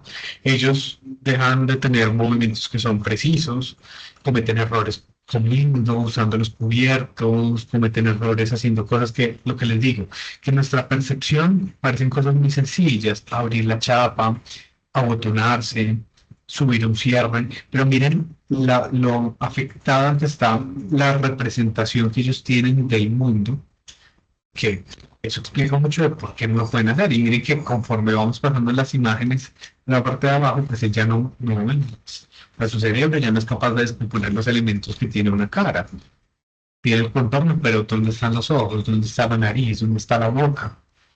Y todo eso lo coordina el cerebro. Pero si mi cerebro está muriendo, pues yo voy llegando a las fases, a una fase cada vez más grave de la enfermedad. Entonces, esto es muy importante porque debemos entender que las enfermedades neurodegenerativas son de carácter progresivo y eso requiere o obliga a que los cuidadores entiendan que eventualmente el paciente va a perder capacidades y que el hecho de que él desarrolle mal una tarea no es porque sea su culpa, sino porque realmente su cerebro ya no es capaz. Entonces, veo mucho en consulta que los cuidadores, por ejemplo, quieren que el paciente recuerde, creen que una estrategia adecuada para sostener el rendimiento de la memoria es como decirles, como obligarlos a recordar. Pero miren que ya el cerebro no está, ya el cerebro ha muerto, ya aquella estructura que mantenía los recuerdos, se está yendo. O sea, el recuerdo no existe y no tiene mucho sentido obligar al paciente a que recuerde, sino con una estrategia un poco más de cuidado y de apoyo, es entender su necesidad, entender su capacidad, entender que él ya no va a recordar muchas cosas y si es necesario repetir, se le repite, si es necesario explicarle varias veces, se le explica, porque sus necesidades y capacidades son diferentes. Pasemos por favor la diapositiva. Si no se llama William. Listo. Entonces, pasemos por favor, vamos a hablar un poco de los riesgos que conlleva y volvamos a hablar los riesgos que conllevan, perdón, de vuelta, sí, aquí no tenía, los riesgos que conlleva el deterioro progresivo en la enfermedad. Lo quería hacer como pregunta, pero veo que ya el tiempo se nos está quedando corto, entonces hay riesgos muy importantes. Por ejemplo, hablemos de Alzheimer, que es el modelo de enfermedad pues, más importante que tenemos. Pero, mire, lo que yo les decía, si vamos perdiendo la capacidad, eso se llaman los defectos visoespaciales, la capacidad para ubicar las cosas, para saber a qué distancia están, para hacer las tareas adecuadamente, hay un alto riesgo de que podamos equivocarnos, por ejemplo, cocinando, comiendo, que nos quememos con los alimentos, que no comamos por temor a que nos critiquen por la forma incómodas como lo estamos haciendo, que no podamos bañarnos bien, que no podamos hacer movimientos acertados para acicalarnos. Pero también les comentaba ahorita que uno ve que un paciente llega a una fase grave cuando empieza a acostarse, porque pierden o tienen inestabilidad. Entonces miren que hay un componente del lo visoespacial, o sea, yo cuando voy caminando estoy muy atento a dónde dar el paso, pareciera algo muy automático, pero no, realmente el cerebro está atento a dónde doy el paso, dónde pongo el pie, si hay un escalón hay que levantar la pierna, si hay un escalón hacia abajo, pues hay que descender y hay que tener en mente esa organización del espacio. Pero si ellos no logran ver eso, entonces perfectamente una escalera o un murito o un borde pueden ser barreras de riesgo que generen que un paciente se caiga. Y una caída en un paciente con demencia es realmente grave, porque estos pacientes no solamente su cerebro se va deteriorando, sino que en general su cuerpo se va deteriorando y ellos empiezan a sufrir unos procesos de desnutrición, sarcopenia, fragilidad, es decir, que son muy susceptibles a tener daños graves cuando se caen, son muy susceptibles a tener accidentes, muy susceptibles a ser frágiles. Entonces, una caída, por ejemplo, es completamente riesgosa, porque nos podemos fracturar, podemos tener sangrados en el cerebro, podemos tener fracturados los huesos del cráneo y eso puede comprometer nuestra vida. Eventualmente, pues todos estos riesgos graves van a llegar a lo largo de la vida, pero si pensamos un poco más en las etapas tempranas, por ejemplo, una persona con una queja de memoria significativa, al punto que no puede hacer tareas básicas como las transacciones financieras o el manejo del dinero, puede cometer muchos errores y llegar a perder plata, llegar a botar dinero, llegar a pensar que lo están robando. Entonces hay riesgos que son físicos, biológicos y sociales también, que son una carga para la familia. Un relato muy común que tienen los pacientes, los cuidadores, es como, es que le dimos 600,000 pesos para que pagara tal cosa y no lo pagó. Y no sabemos qué hizo con la plata. Y por allá al año encuentran la plata por allá metida en una estantería del baño, por ejemplo. No son ese tipo de soluciones, por el contrario, no, el paciente evidentemente utilizó la plata o pagó 2 veces los servicios o lo robaron. Lo estafaron cuando fue a hacer la compra. Entonces, miren que existen también los riesgos sociales y los riesgos para la familia, que son elementos que debe sopesar cada persona que ejerza el rol de cuidador. Lo más importante es reconocer la necesidad y la capacidad del paciente y desde allí pararse, ¿sí? Si un paciente ya no recuerda las cosas, no le podemos exigir que sea capaz de tomarse sus medicamentos por sí solo. Y si yo lo obligo a tomarse los medicamentos, hay un riesgo potencial de que, por ejemplo, se tome 2 dosis de un mismo medicamento o no se la toma. Entonces, hay riesgos en todas esas acciones y la forma de prevenirlos más acertada es reconocer la capacidad del punto en el que está el paciente, de quien cuidamos para poder ayudarlo y apoyarlo en ese ejercicio de las actividades. Ahora sí pasemos de diapositiva. Volvamos a pasar. Ya ahora sí, por último, quería traerles una serie de recomendaciones acerca de el acompañamiento a los pacientes con demencia. Algo muy importante tiene que ver con la comunicación. Y es que estas enfermedades, por ejemplo, el modelo de la enfermedad de Alzheimer, la enfermedad no termina impactando tanto al paciente. El paciente olvida y finalmente olvida que comete los errores, pero quien van dando cuenta del deterioro son los cuidadores. Y eso impacta mucho a los cuidadores. Y eso le genera síntomas de tristeza, de desesperanza a los cuidadores, pero los cuidadores deberían idealmente adoptar una posición de entender que ya el paciente no puede hacer cambios ni modificaciones, sino que el cuidador tiene que adaptar el entorno y tiene que adaptar la vida para hacer de cada día del paciente con demencia su mejor día, para que se sienta tranquilo, para que se sienta bien. Entonces, una estrategia pues, fundamental tiene que ver con la comunicación. Es importante cambiar la forma como nos comunicamos. Un punto importantísimo tiene que ver con el respeto y el reconocimiento de las personas.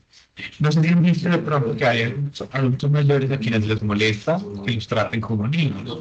A pesar de que muchos años se ha vendido esa imagen de que el abuelito es tierno, maravilloso, que hay que llenarlo de amor, pero esa es una forma de maltrato. Tratar a un adulto mayor desde una posición de infantilización es decirle, tú no eres capaz, tú no eres alguien que merezca, o sea, los niños merecen respeto, pero merecen unos tratos diferenciales, entonces como que yo los conozco el momento de la vida en el que está el paciente. Entonces la estrategia es intentar hablarle como un adulto, no infantilizarlos, explicarles aquello que no entiendan, repetirles aquello que no logren retener, intentar hablar de temas que recuerden, darles tiempo, tenerles paciencia, no hablar con otras personas como si no estuvieran, no hablar acerca de ellos, hacerles preguntas sencillas, cerradas, breves, captar la atención al hablarle, llamarlos, utilizar lenguaje sencillo. Entonces es muy difícil que yo le diga a una persona, por favor, vas a recoger la ropa, la vas a meter a la lavadora, vas a echarle jabón, vas a cerrarle y vas a ponerle el ciclo corto para que saquemos la ropa en media hora, a darle instrucciones con pasos a pasos, ¿sí? Una instrucción tan larga como la que acabo de decir no va a ser comprendida por una persona que tenga un trastorno cognitivo, si yo tengo que recurrir a cosas más sencillas. Vamos a paso a paso. Ven, ayúdame, recoge la ropa, métele a la lavadora, pon el jabón que está allí. Un paso a paso que nos favorezca y nos aporte en el proceso de comunicación. Listo. Pasemos a diapositiva, por favor. Y otro elemento importante tiene que ver con la prevención de las alteraciones de la conducta, que como les comentaba ahorita, pueden aparecer, no son comunes. Por ejemplo, el paciente con demencia frontotemporal que les decía que eran imprudentes, hipersexuales, groseros, en ellos sí es común. Y ya eso se vuelve tan grave, que sí o sí tocar medicamentos que les ayuden a estar un poco más aplacados y calmados. Pero en el paciente con enfermedad de Alzheimer, la cosa es un poco más tranquila. Y yo les decía, muchas veces lo comportamental no es tanto porque algo está pasando en su cerebro específicamente, sino porque hay algo que a ellos en el sistema o su capacidad cognitiva no les cuadra. Los cambios de vivienda, los cambios de cuidador, que los griten o les hablen feo, eso puede ponerlos muy reactivos. E incluso las mismas enfermedades. Entonces, cuando un paciente empieza con esos síntomas comportamentales, nosotros los médicos, ¿qué hacemos? Primero, pensar en que no sea por algo que les esté molestando, algún dolor, alguna infección, y uno va descartando. Si eso persiste, entonces ya va viendo el mundo. Muchas veces hay desencadenantes, como recuerdo mucho una paciente que teníamos que ella estaba tranquila en el día, pero cuando la niña llegaba a estudiar, ella llegaba y la molestaba, la asustaba, la gritaba, pero pues en juego, la niña quería ir a jugar con ella. Pero eso a la paciente la ponía supremamente mal, al punto que se enojaba completamente y en alguna ocasión llegó a pegarle a la niña, fue agresivo. Pero miren que hay algo que lo explica. Entonces hay que hacer como una adecuación y hay que sensibilizar a todos aquellos que están alrededor del paciente, a que entiendan que esa persona con demencia tiene unas capacidades diferenciales y que tenemos que verlas desde otra posición y que tenemos que tratarlas desde otra posición. Hay que explicarles todos aquellos cambios o situaciones que queremos hacerle, que no todo sea como una imposición, sino que intentamos explicarles el por qué estamos haciendo ciertas cosas y también motivarlos a hacer cosas que les gusten. Muchas veces desde el trabajo, pues ya les he hablado que es muy importante mantener a estos pacientes activos porque preservamos la reserva cognitiva, pero a veces los cuidadores quisieran como que el paciente hiciera algo, le dijeron que los crucigramas son buenos, pero al paciente no le gustan los crucigramas, quieren como obligarlos a hacerlo. No, hay que intentar reconocer qué actividades son estimulantes y qué actividades les gustan para poder irnos por esa línea. Todo tiene que ser muy desde la motivación del paciente, para que el paciente no lo sienta como una imposición. Okay. Listo, creo que esta ya era la última diapositiva. Sí, esta era la última diapositiva. No sé si tendrán alguna pregunta.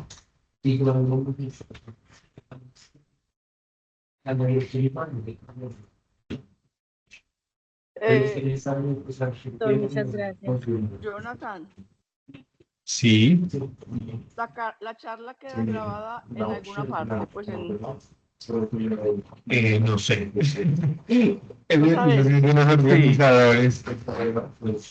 Sí, la charla queda grabada. Primero que todo hay que editarla, ponerle la cortina de esta estrategia de red compasiva y luego se sube a los videos de UPB Saludable en YouTube. Entonces sí la pueden encontrar por ahí. El poder saludable.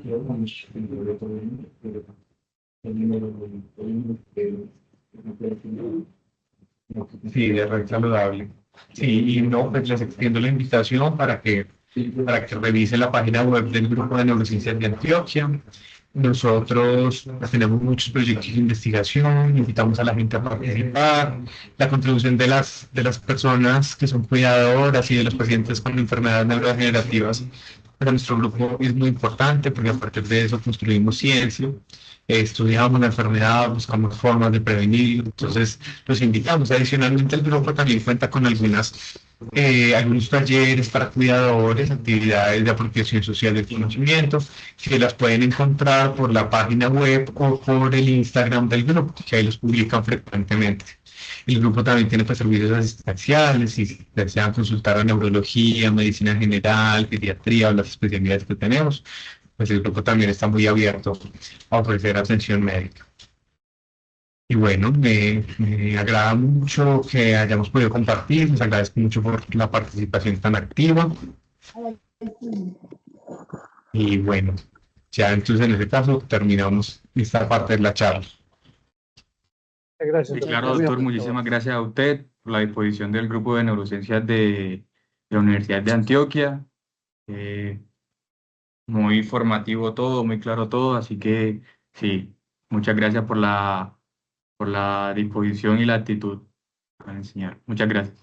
Gracias, Mucho muchas gusto. gracias a ustedes. Gracias también a todas las gracias, personas la que verdad. participaron y les recordamos que el próximo encuentro va a ser el 19 de marzo aquí en el Parque Biblioteca Tomás Carrasquilla La Quintana. Esto es en López de Mesa. Nos vamos a encontrar para hablar sobre primeros auxilios en el hogar. Es un tema que ya hemos Qué rico. abordado varias veces, pero que cada vez ustedes lo piden porque es muy importante, pues también para que puedan aplicar estas estrategias para atender primeros auxilios en la casita. Entonces acá los esperamos y muchas gracias a todos y a todas por su participación. Gracias a ustedes. Por la invitación. Gracias al doctor. Hasta luego. Con gusto, que estén muy bien. Bendiciones, gracias.